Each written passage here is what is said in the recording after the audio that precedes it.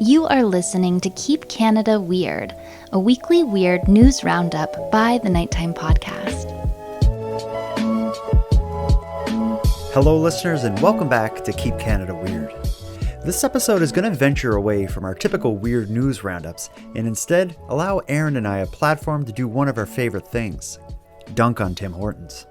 But this is going to be a special occasion. It's not going to be about their coffee or their baked goods. It's not going to be about the cups they use or the experimental garbage they try to pass off as menu items. Tonight, Aaron and I are going to present our review and analysis of the Tim Hortons produced musical stage show, The Last Timbit. Now, if the existence of this madness is news to you, let me quickly explain. To celebrate their 60 years of declining quality, Tim Hortons ran The Last Timbit for just under a week in Toronto's historic Elgin Street Theatre. But don't worry, if you missed the stage show, The Last Timbit is available right now on Crave, bringing the stage show that no one asked for to a much broader audience. Aaron and I just finished watching it, and we got a lot to say about it. But there's going to be spoilers in our discussion, so if you plan to watch it, you may want to do that first. But if not, let's do this. Grab your popcorn, fill up your coffee, and together, we're going to eat The Last Timbit. Handsome Aaron Airport. I don't know if you can notice, but I don't have much hair left because I pulled it all out watching this awful musical. Oh, you really came out the gates with your thoughts and feelings on it. You didn't even lead up to it. You just came out bursting. But we'll come back to that. How are you, buddy? How's the last few nights been? I feel like we just recorded like 25 minutes ago, our most recent episode. But we're here on off of company time talking about the Tim Hortons musical, something that the Toronto Sun referred to as Tim Hortons' worst publicity stunt ever. But again, we'll come back to that. I said the Toronto Sun. That was the Star that said that. Toronto, Yeah. and a news publication. So that's all you need to know. Yeah, well, let's inch into it though. But how are you doing for real? I'm doing good. This is a Monday night, so Anything can happen. TGIM. I don't think that's how that saying goes. A saying can be whatever you want it to be as long as you say it. Well, Mondays is all about Garfield, right? Like all the Monday sayings are Garfield. Oh, but he hates Mondays. Right, but that's all the Monday sayings are based on that. Well, actually, the Cure, I don't like Mondays. I don't like Mondays. A different artist. It sounds like the Cure, though. Yeah, it does. It is that vibe. Let's stay on topic though. We're here to talk about Tim Hortons publicity stunt / just publicity item / way to honor their, I think it was in honor of their 65th anniversary maybe, but for whatever reason they did it. Yes, Tim Hortons did a musical. It ran in Toronto for a few nights, but it has been captured in high definition for people all over the world till the end of time can watch, currently on Crave TV. It's called The Last Timbit.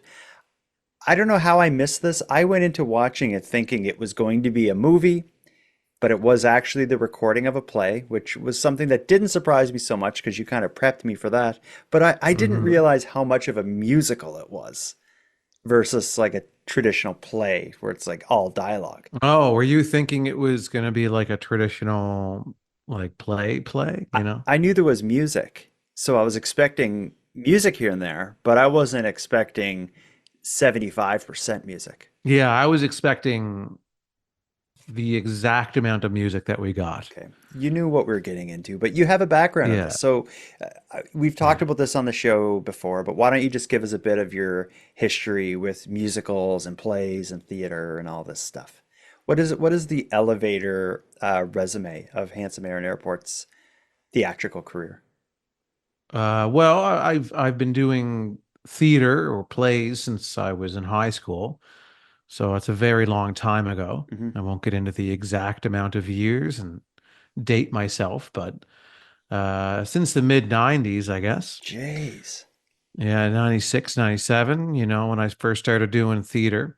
And over the course of all those years, I've done a lot of musicals. Most recently, I was in Elf the Musical. Okay. And Cabaret, Little Shop of Horrors, Beauty and the Beast. Yeah, You've done I've it done a all. lot of Yeah. musicals. Yeah. Let's talk high level here. Watching Tim Hortons' The Last Timbit, first, just give me a sense of your thoughts on the production value. Like, is this a high budget play? Would this be a world-class play? Well, it depends on what lens you use to view it in. Um, in terms of its production, yeah, it had the elements of a Broadway musical, but everything kind of takes place in one setting in this show. Hmm. So you're not seeing all of these crazy, elaborate, expansive scene changes, costume changes, all of the razzle dazzle that you would see in a big Broadway musical. I never thought about that. Yeah, Um, there is no costume changes, no scene changes. It's all very much like any kind of transitions that happen between scenes would have just been done by lighting, you know.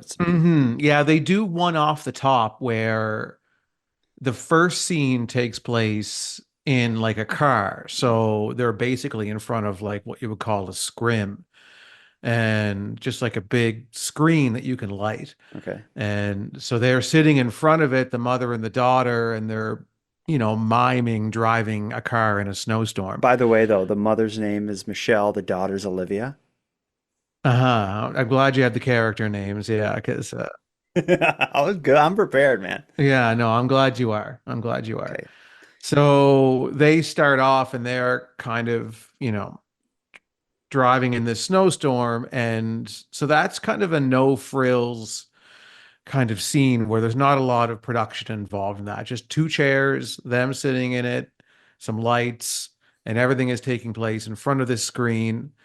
And then eventually, as they pull into the Tim Hortons, the screen lifts up, and that's when you see the Tim Hortons set that they put together, which I felt looked painfully too much like a regular Tim Hortons. It did look like there was a Tim Hortons on a stage with a bunch of, and I also thought the cast of characters that were there very much looked like a group of people you would see hanging around at a Tim Hortons. Yeah, visually they did for sure. Mhm.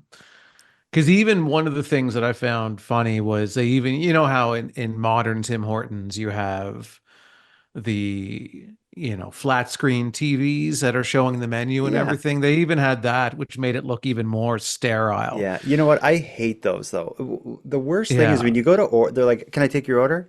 And I'm like, "Just one sec." I always say this just to like show them I'm annoyed. I'm like, "I just have to wait for this video to stop playing so I can see the menu." Yeah, I do that too. Yeah, Yeah. again, it shows like beans rolling and coffee being poured, and then the thing comes up where it shows you what they sell. It's like, for God's sakes. Mhm. But yeah, they did have that was actually incorporated into the play at some points. They use those TVs at one point later on into the play to like express some kind of storyline element, but we'll get to that. But yeah, like already in our talk, we've described the entire scene and set, which is basically the counter at a Tim Hortons and a couple tables in front of the counter. Mhm. The play starts with the mother and daughter pretending to drive their car. The weather is horrible. We get a sense that the mother and daughter have kind of a troubled relationship. There's some teenage angst going on with the daughter. She doesn't seem to want to spend too much time with mom, but the weather's too nasty. So they got to pull off the road. They stop at Tim Hortons. They walk up to the cash register and it's like, "Hey, can I take your order?" And what ends up kicking off the whole storyline is the mom says, "Yeah, I would like, this, that, and the other thing, and a 10-pack of Timbits." And everyone in the restaurant's like, "Oh," they're appalled. And that's when we begin to learn that there's only one Timbit left, and it's a very big deal who is going to get it. Mhm. Hi. Welcome. Glad you're off those roads. Me too. We'll have a couple of coffees. Mine with 1 milk, the other... 3 cream, 3 sugar. Yeah. What? Nothing. Make hers a decaf. Sure. Anything else? I don't know. Maybe a little something? Oh, wait. Yeah, I'm not super hungry, so maybe just a little treat. Hold on. Wait. No. Yeah, how about a 10-pack of... No! Timbits! Timbits! Let's all stay calm. We want some Timbits, eh? Did you hear what she... This isn't happening! They want some Timbits! How about a honey cruller?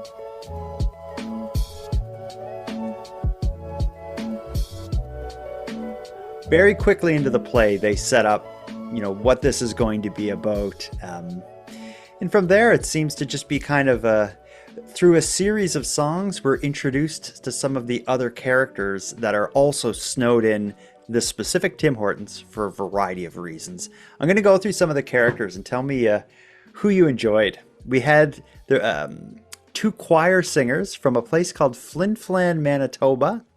There was two, I guess you could call them socialites or kind of like hip city people.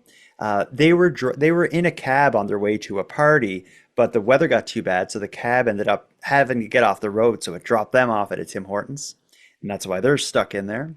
We have two staff members. One seems to be the franchise owner, and the other is the cook, whose name is, I think his name was Charlie. We have an old man named Antoine, who's your typical generic old man sitting around at Tim Hortons. And then we have Shane, who is a park ranger. I think that's the entire cast. Did I miss anybody? And then just the mother-daughter would be... mother-daughter, yeah. Yeah. Yeah, I think that's everybody off the top of my head. But see, every character got their own song, basically, to give you the background information necessary for you to understand who their character was. Which can be good and bad, because it was good because that character had a chance to tell you everything you needed to know. But the problem with that was there were some characters whose songs didn't come until far later in the show. So they were kind of meandering about the show for, the show is an hour and a half long, roughly. Which was too long, I thought it was too long. Well, you could argue that a half hour would have been too long, but it depends on how you feel about the show. Yeah, that's true. But you had some characters where, like, for example, the park ranger, his song didn't come until about 3/4 of the way through the show. If not even more. And yeah. If not even more, yeah. So you had a way too long of a time before we learned about what motivated the park ranger in life. Same thing could be said about the old man Antoine. His song doesn't occur till much later, but I thought they did a better job of he was kind of like sort of cranky-ish at points, and everyone was kind of like forgetting his name and stuff. So they kind of teased him a little more of like, what's with this guy alone there? But eventually when his song is performed and he's introduced later on, he becomes a fan. He warmed my heart, that guy. But he was probably my favorite character in the show if I had to choose one. And my favorite actor as well. I thought, in terms of the performances, I'm not sure what the actor's name is, but he definitely had the most grounded character that had its elaborate moments at times, but he kind of kept his character more realistic. And for that reason, I was able to connect with him much better than the other characters. And his song was the best. His song was the best, and his voice was great. He was actually a great singer. I really like Shane, the park ranger, just because his character surprised me, because he had this whole like UFO storyline that I did not see coming at all. But we'll get into that a bit more. First, let me introduce the reason they're out of Timbit specifically, because this is interesting. Of course, it's called The Last Timbit, which when the mom and daughter go into the Tims, they try to order Timbits. Everyone freaks out. It's revealed that the Timbits are all gone with the exception of one for this kind of odd reason. One of the characters in the Tim Hortons apparently was like nervously folding a napkin into like a little triangle, which is something I've done a million times, fidgeting in a chair at Tim Hortons. Somebody walked by and kind of bumped her as she was doing it, and she dropped the napkin that she had folded up, and it ended up landing right in her coffee, which made her go like, whoa, like what are the odds that you would bump me and I would drop my napkin and it would fall right in the coffee? Which led to people in the restaurant kind of starting a game where they would fold up napkins and try to throw them in coffee. So they ended up, to add incentive to actually get the napkin in, it's like every time you get it in, you get a dozen Timbits. So everyone got carried away playing this game because, of course, they're bored, snowed into Tim Hortons. And it isn't until there's only one Timbit left, a birthday cake Timbit, that they realize, oh no, what have we done eating all of these Timbits? And I thought, that piece of storytelling and writing or whatever, I dug. I thought that was interesting. Just because I'm a fidgety guy, so when I'm sitting at Tim Hortons, I'm often messing with a napkin. I could relate to this. Yeah, and I agree with you. Up until like the mother and daughter go and they try to order Timbits, and they're like, "There's only one left," and it's like, it's like you can have anything else. We've got and it rhymes off all of the other donuts that Yeah. they have, full size donuts, Hmm. but none would do. It had to be the small donut hole birthday cake flavor thing. It's like it didn't make any sense to me. It's like they've got every donut you can imagine Hmm. available right now, but you're upset because there's only one Timbit left. It's like that part didn't make any sense to me. Yeah, I think they came up with the title of the piece before they came up with the storyline. Like, we should make a Timbit. Well, it's based off of a true story. Is it really? I had no idea. Yeah. Yeah. Okay. Based off of a true story. Okay.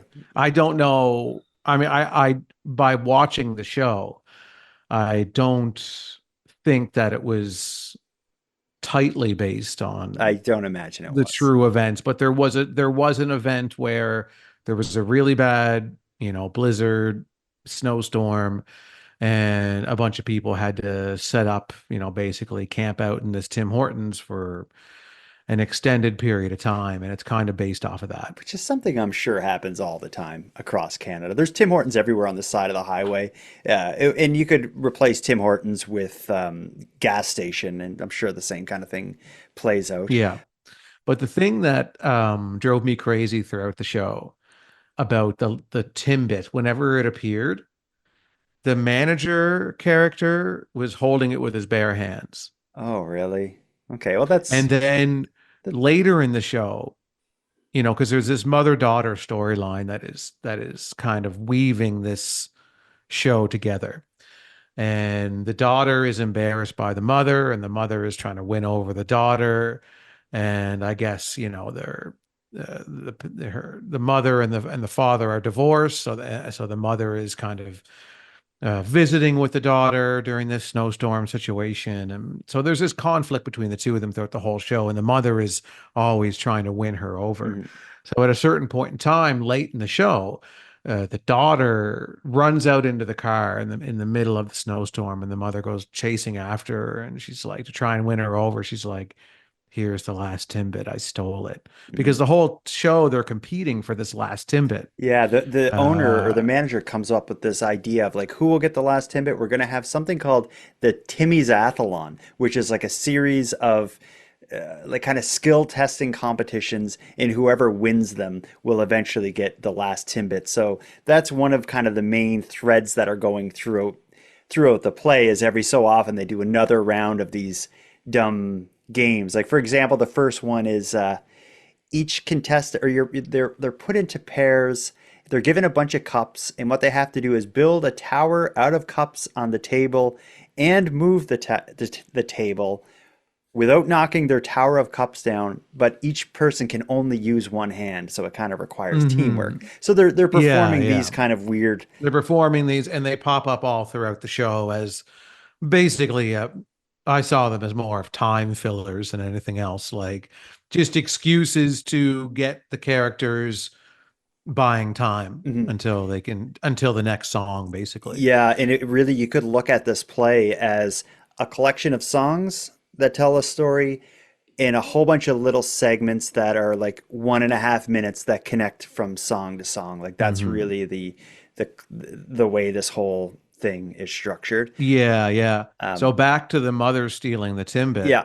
So earlier, when the Timbit was first introduced physically, the manager character is holding the Timbit with his bare hands. Then, when the mother steals the Timbit and brings it to her daughter as a peace offering, she's also holding the Timbit with her bare hands. And so this Timbit is being passed around from Okay. bare hand to bare hand Okay. This. until eventually The winner, should we reveal I the don't winner as a, I don't think we should reveal the winner. I thought about this before we record it. Maybe at the well, we've very already had a number of spoilers in this review. but should we So, have the big spoiler? If we're going to, we need to let people know. okay, well, spoiler alert. Turn off this podcast if you haven't watched it, and or maybe you haven't and you don't care. Keep listening. That's probably what most people are Well, doing. can you review? Can you say what you are going to say about the Timbit and the cleanliness of it Well, yeah. So without the revealing final character, yeah. So the final character he eats the or she? Timbit. Yeah, He or she eats the Timbit at the big celebration at the end. And this Timbit manhandled. has been everywhere. Yeah, and they all have You know. COVID. Yeah, yeah. So it's kind of yeah, exactly. So it's kind of I was kind of like grossed out by that. I'm like, I'm sure the actual thing that the character is eating at the end is not the Timbit that was being passed around, but that's what I was thinking. Like, as a director, wouldn't you want them holding like that little piece of parchment paper or whatever it is, the Yeah, wax paper or whatever that I call it the donut condom. that's too sexual. They use them at Tim Hortons. It's like before they touch any baked goods. Yeah, but I think it's wax they're paper. not penetrating anything with the condoms are for penetration. Okay. I guess we'll just call it like a thin piece of wax paper then. Yeah, it's just yeah, what you would see them pick up the baked goods with, so that their bare hands aren't All right. So touching the product. So yeah. Anyway, that Timbit had seen some things before it entered the mouth of the winner in the end. I want to move back to one of the songs. This is I'm just looking at some of the notes I kept as I was watching it here. One of the, as you said earlier, is a lot of the songs were based around the story of an individual character.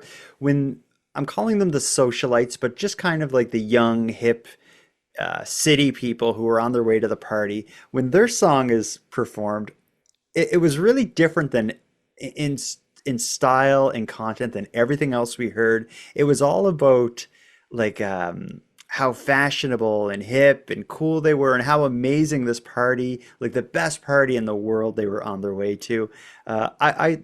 I found it memorable. I'm not going to say I liked their segment, but I found it I couldn't It look definitely away. it picked up the energy in the show a lot. Like, whether you like the song or not, it did have that oomph to it Mhm. that the show really needed at the time, I think. It wasn't my favorite song. My favorite song was the song that the older man sings. And his was all Uh, about his he's wife and stuff. yeah, And his wife passing away, life passing by him, and he sang a lot about um, lunch break. He would sit at Tim's and he would meet his wife, who would also be on break, and he kind of talked about, "Now I'm just sitting here waiting for her to walk in the door," and it was mhm. emotional. And it wasn't so much the writing; it was his performance, the look on his Yeah, he face, the was so tone of his so good in voice. that character. Yeah, Yeah, yeah. he. So many of the characters in the show were too over the top, Hmm. so you couldn't really connect with them at all. Hmm. That was kind of the issue I was having. Like the socialites, they were way, way, They were way over the silly. top. The Flin Yeah, Flan choir singers were over the top, and they were way over the they were top. like Yeah, cartoony. the park ranger was also very cartoony, but he had some good one-liners that kind of and the interesting UFO background that kind of saved his character a bit. But so many of the characters were lost in the atmosphere that you didn't really care what happened to them because they were too cartoonish. Hmm. Hmm. And the mother daughter, I thought they both were good actresses or actors, but I their story didn't do it for me. Then the love interest between the daughter and the cook at Tim Hortons also didn't do it for me. Although No, no. some of the songs that were sung about that love interest were kind of interesting, but overall, like that style of music, like the kind of music you hear in a musical, it's just not my style. If this had been a rock opera called The Last Timbit with heavy guitars and maybe that's more me. the style of music, it felt a little bit like watching like a Disney thing, maybe at times. Hmm. What did you think The of the style worst, of the music? the two worst songs were the first two right off the top of the show, which is not a good start for a No, musical, the but the first because one, all they were was just listing Tim Hortons products. yeah, the first one we hear when the play begins is, I think the name of the song is something like "What Would You Do for a Timbit?" What would you do for a Timbit? When the night is cold and the light is gone. Sometimes it only takes a little bit, a tiny bite to help you carry on, carry on. That song or pieces of it you kind of heard a little bit throughout the show, and yeah, it didn't do it for me at all. Yeah, and the only character that never got a background story song was the Manager, manager yeah. character. Hmm. Like he kind of got the more mechanical business that had to be done of like transitioning from scene to scene, and those songs at the first kind of, just rhyming off all the Tim Hortons products as much as possible. That was kind of more his song. So we never got any background story on the manager. Hmm. And he was, I guess he was the manager, but he also seemed to be like the franchisee at points. A few, I can't recall what made me say this, but there was a few things he said that made me think like, oh, this guy like owns the restaurant. Like what the, so Yeah, they never really stated clearly what his exact role was. I just imagined him being an assistant manager or a manager. okay. But I don't think there was nothing that to me that indicated any specific role for him Okay. other than just I'm the one kind of in charge right now. Yeah, and it seemed to be he was in charge as well of of who will get the last Timbit. Hence his coming up with the Tim's athlon or whatever. Mhm.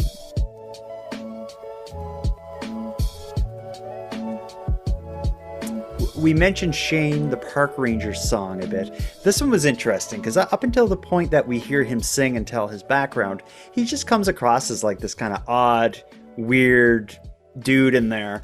But when he eventually sings his song, it is this whole idea of like he sees a bright light in the sky and there's someone else up there looking down at him, and it's very clear he's talking about UFOs. And then it leads him to be like, and it was a mystery, just like the mystery of the bread bowl. So they kind of tied that together because the bread bowl was a thing, one of the products that Tim Hortons actually liked. You could buy soup and they would serve it in a big bun that was hollowed out. They called it the bread bowl. And then Mhm. by the time you were done your soup, you could eat the bread. It was awesome. And there's not a lot of Tim Hortons products that I regret not ever trying, but that is one of them. I never tried the bread Oh, bowl, damn. and I really regret that because it did look good. Yeah, I think the bread bowl came around at a good time for me because it was one of my first jobs. I worked the night shift downtown Halifax, and there was a Tim Hortons right next to the place that I worked. And when it came time for my lunch break, I'd often go over Tim's and get like a chicken noodle soup in a bread bowl with a coffee and a donut, and it was actually all right. But that was Hmm. the old Tim's. And Coincidentally, that was the old that was you the old too. me. But the Tim's that I'm talking about that I used to have the bread bowls at, that I work next to, was the same Tim's that had some controversy around it because they were a group of employees were selling marijuana out of the drive-through window, and the way they were doing it is when you place your order, you ordered a 15 pack of Timbits, which isn't something on the menu. They're sold in like, I don't know if it's dozen, 2 dozen, or 10, 20 or something. But if you asked for a 15 pack, that was like a sign to, put a gram of weed in there. So instead of being like, it's Oh. it's $3 for a 10 pack, but it was $23 for a 15 pack because it was 10 donuts and a gram of pot. Eventually, they got busted, and I actually had the only person charged in that crime. I had her as a guest on this show many years ago, and she kind of denied her role in it. Her story was like, I only ever did it once, and the one time that I did it, I got caught. It's like bullshit. Mm. No one gets caught the first time they did it. If you Ah. catch someone doing something wrong and they're like, this is the first time I ever did it. They did that thing wrong and they're lying. That's the way I feel. Well, good thing you're not a police officer. But none of this is brought up in the play. No, no, no. So I think ultimately, the story tool that they're using in this show as they establish at the very top that there's one Timbit left, and every character is going to compete for that Timbit. Every character wants that Timbit.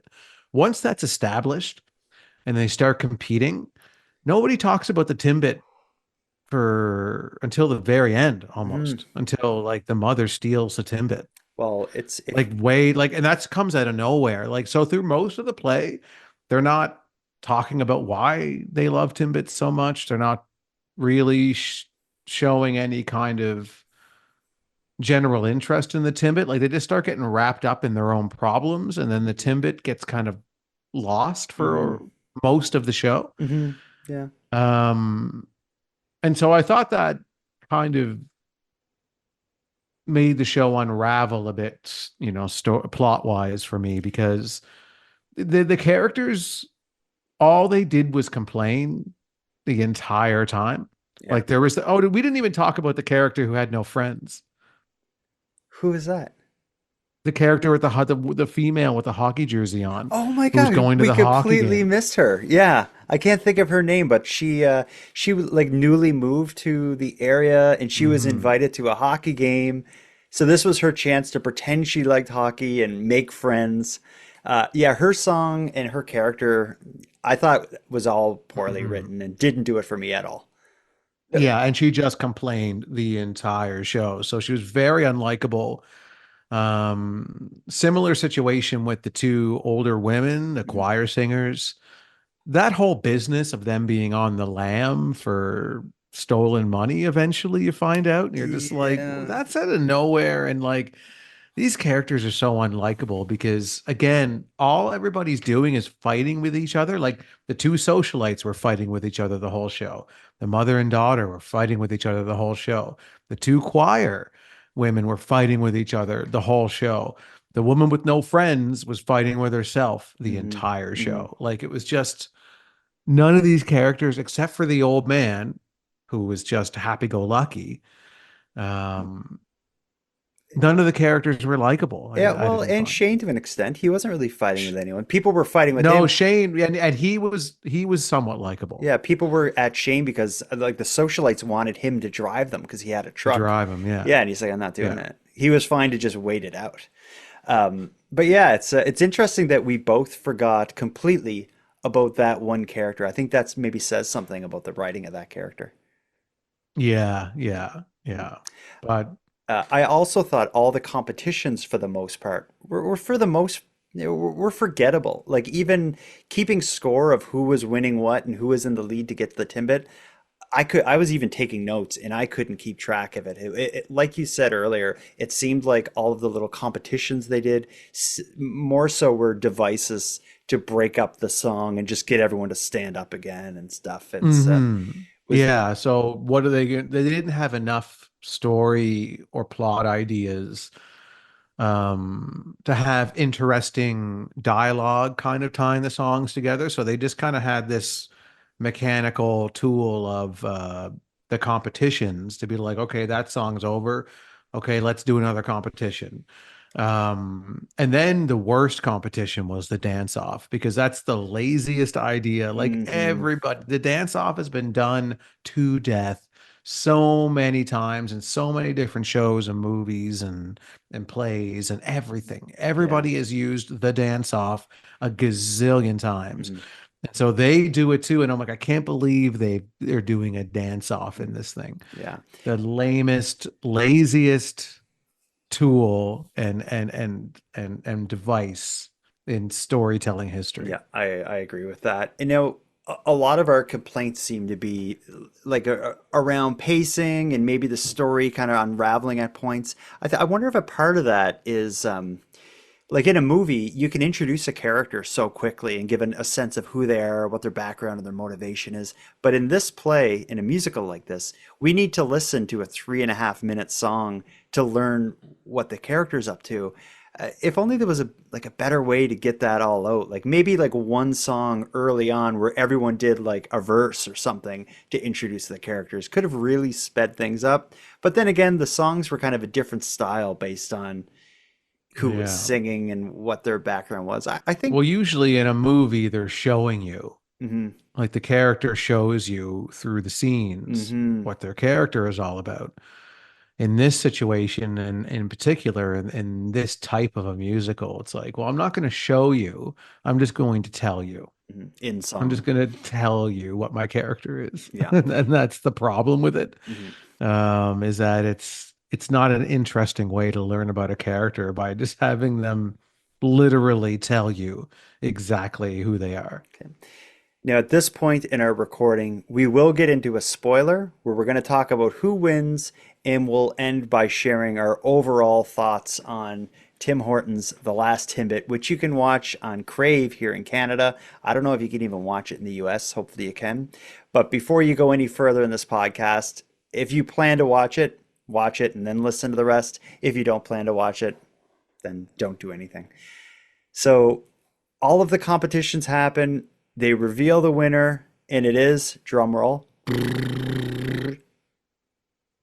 Shane the Park Ranger. it is Shane the Park Ranger. And this is a cool scene. We've already heard him sing his song about his background. It gets into UFOs and mysteries and all this stuff. While he's accepting the last Timbit, he like holds it up in the sky like, I won this. And then a bright light shines outside, like from the sky, and he believes that like the UFO and the aliens that he saw earlier in his life have returned to celebrate with him. So he runs outside to see them and maybe be abducted by aliens, but it turns out it was actually just the snowplow passing. So he walks in the restaurant from running outside, and he's like, it wasn't them. It was actually just a snowplow. And that's when, people are like, oh, geez, it wasn't aliens. What? A snowplow? And that's what kind of brings us to the end of the show. People begin to realize we can get out of here. But before they leave, they all sing a big long song together about their time in Tim Hortons and their newfound friendship with each other. Shane eats the Timbits, or Timbit, and then I think they pretty much just take a bow. Did I miss anything at the end? Yeah, it has a bit of a awkward ending, I find. Mm. Like you have this build up with Shane winning the last Timbit, the snowplows arriving, and then it's kind of like, huh, all right, see ya. See y'all later. Goodbye. Yeah. Yeah. Yeah, it kind of fizzles at the end. There definitely could have been better ways for them to end that. I thought it fizzled at the beginning, the middle, and the Well, end. yeah, sure. I think it was just too long. I think but then again, if I'm sitting on my couch watching it on Crave, if you're going to it at a theater, if it was only 25 minutes, it's just kind of a bummer. So it kind of needs Yeah, to be, it has to be at least an hour and a yeah, half. for people watching it live, an hour and a half is probably what they're expecting. But to watch it at home, I don't think it was able to carry my attention for that long. I No. certainly had to force myself to get through this. If it wasn't for you and I planning to record this tonight, I would have shut this off 5 minutes in. Absolutely.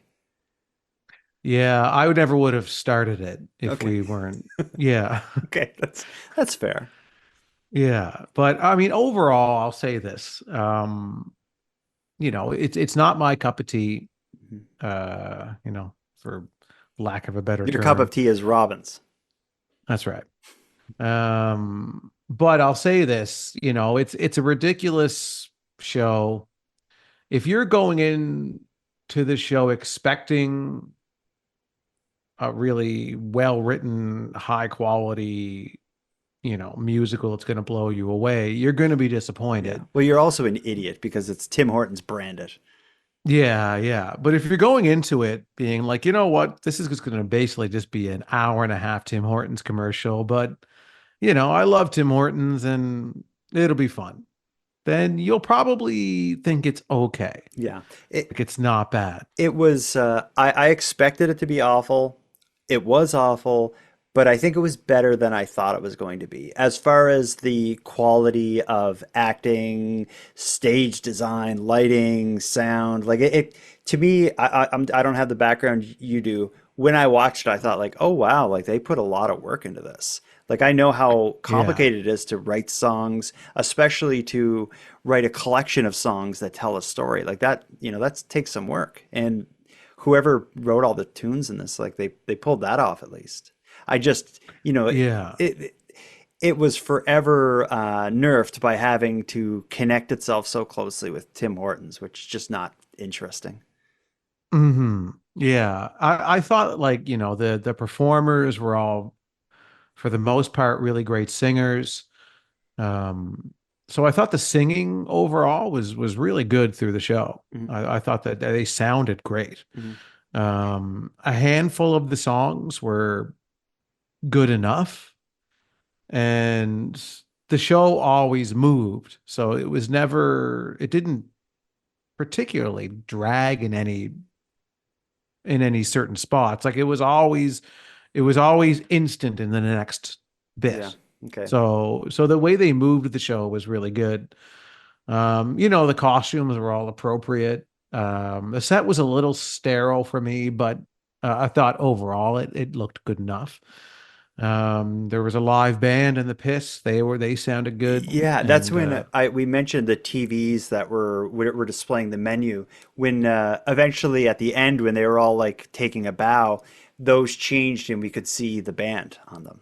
And yeah, I yeah. I was wondering as I was listening to it and watching it, I was wondering if it was a live band or if they were playing or if they were singing along with I was recordings. wondering that too because yeah, you weren't hearing any flubs. Because I Yeah, mean they're recording a live, but they probably recorded a lot of evenings.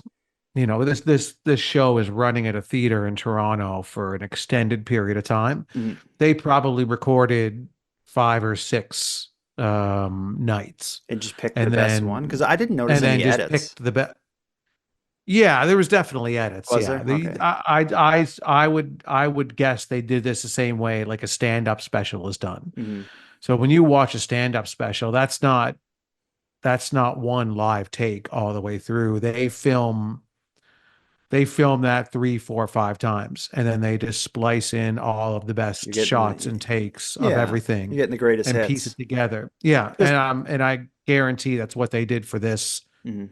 this filmed version I never of the even show. I never even thought to look for cuts because I would have noticed if I had looked for it, but I didn't pay any attention to that. A part of me feels like it was just one camera on a tripod filming the whole thing, but No, there was multiple cameras, so basically, a cut is going to be whenever you see a different angle. yeah, It's not going to be any kind of uh, you know, a fade or anything like yeah, that. I It's just going to be whenever there's a camera angle change, that's a cut. hmm So that's the way they're splicing it in. It looks seamless, hmm but it's probably from 3 or 4 or 5 or more different filmed evenings or afternoons of this. So that way, because when you're watching it, there's not a flubbed line.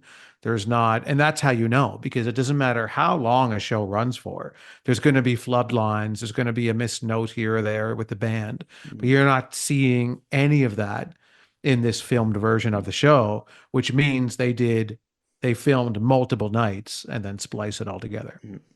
Overall, for someone out there listening to us talk right now who are thinking to themselves, I wonder if I should watch The Last Timbit. Do you think it's worth anyone's time? No, I would say if you already have Crave, put it on for like 2.5 minutes. Just to just get a say, little lick of this. and Yeah. just to say I saw the Tim Hortons musical.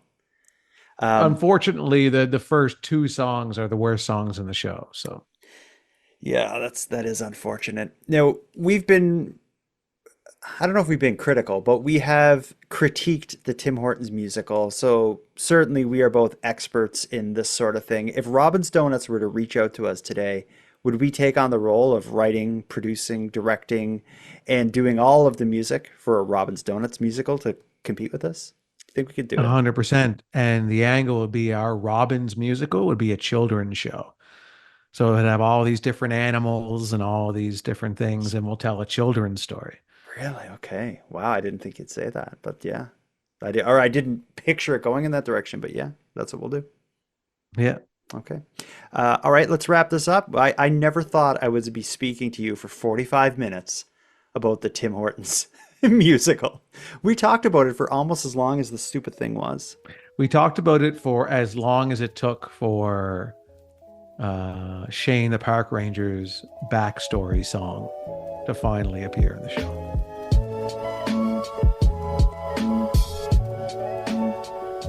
I want to thank you for helping Aaron and I fulfill our mission to keep Canada weird, but let us also call you to... I want to thank you for helping Aaron and I fulfill our mission to keep Canada weird, but let us also call out to you for even greater support in this work.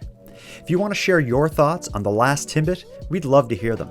You can send us a voice message by using the voice recorder that's found at nighttimepodcast.com/contact. We're excited to hear from you. Now let me end with some thanks. A big thanks to Aaron for sharing another night with me and with you, the listeners of Nighttime. A big shout out to the internet's favorite cult leader, Unicole, who provides our intro and outro voiceovers. And then lastly, but most importantly, a massive thank you to every one of you listening, as without your interest and your support, this show would be as pointless as it would be impossible. For anyone out there who'd like to support the creation of the show, you can help us out in a variety of ways. First of all, a premium feed subscription costs just a couple dollars a month, and that money funds the creation of new episodes, but the premium feed will also give you those new episodes 2 days early, give them to you ad-free, and give you access to a full back catalog of episodes. That sounds like something you're interested in? You can go premium at patreon.com/nighttimepodcast. And even if you don't want to go premium, you can still help the show by sharing this episode on social media and letting all your like-minded friends know why they should listen. If anyone out there has any story ideas, wants to give feedback, or would like to submit a question or comment for an upcoming episode, again, you can do all that and more at nighttimepodcast.com.